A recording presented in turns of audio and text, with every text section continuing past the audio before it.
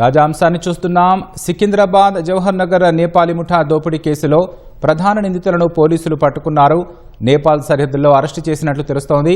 ఇక పూర్తి వివరాలను మా ప్రతినిధి శ్రీనివాస్ అడిగి తెలుసుకుందాం.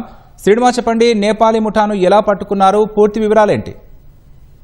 సికింద్రాబాద్ జవహర్ నగర్ లోని సంచలనం సృష్టించిన నేపాలీ ముఠా దోపిడీ కేసులో పోలీసులు పురోగతి సాధించారు.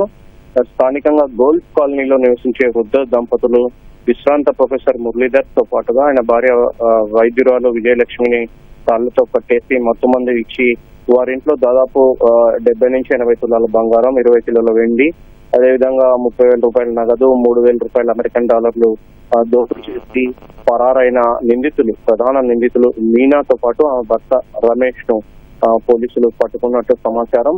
అయితే వీరితో పాటు వీరంతా కూడా బర్త్డే వేడుకల పేరిట వారి ఇంట్లోకి చేరి బర్త్డే వేడుకలు జరుపుకుంటామని చెప్పేసి మరో నలుగురిని కూడా పిలిపించిన తర్వాత వీరంతా కలిసి వృద్ధ దంపతుల చేతులు కట్టేసి గదిలో బంధించారు. గదిలో బంధించి వారికి మొత్తం మంది ఇచ్చి విలువైన బంగారం, వెండి, అదేవిధంగా నగదు కూడా దోచుకుపోయారు. అయితే పరారైన రోజు వీరు యజమాని ద్విచక్ర వాహనంతో పాటుగా ఆటోలో వీరంతా కలిసి పరారయ్యారు. ద్విచక్ర వాహనాన్ని యాప్రాల్ పెట్రోల్ బంక్ వద్ద వదిలి వెళ్ళినట్టు పోలీసులు గుర్తించారు.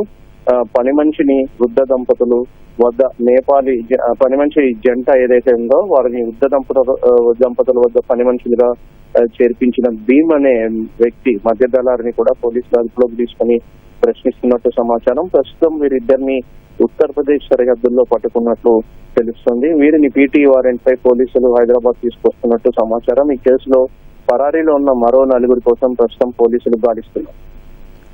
ధన్యవాదాలు శ్రీనివాస్.